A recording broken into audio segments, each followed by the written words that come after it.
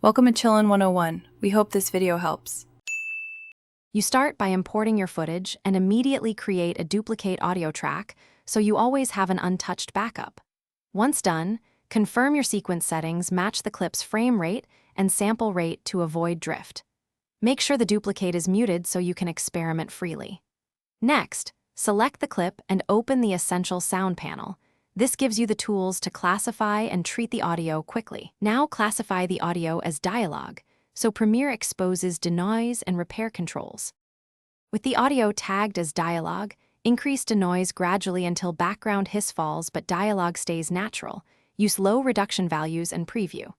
Then apply reverb if the room sounds washy, dialing it in slowly to avoid muffling. For tonal noises, send the clip to Adobe Audition, edit in Audition, and use the spectral frequency display to paint and delete persistent clicks, hums, or breaths. This is surgical. Once cleaned, return to Premiere. Render the edited audio to Audition, changes in context. Finish by balancing levels and dynamics.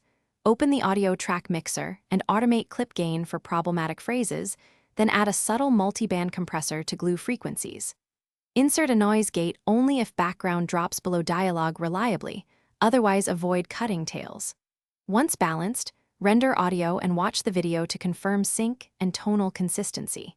If something sounds weird, check phase relationships between original and process tracks, re-import the mute backup, or adjust narrow EQ notches to remove residual artifacts. Thanks for watching. Consider subscribing if we helped you.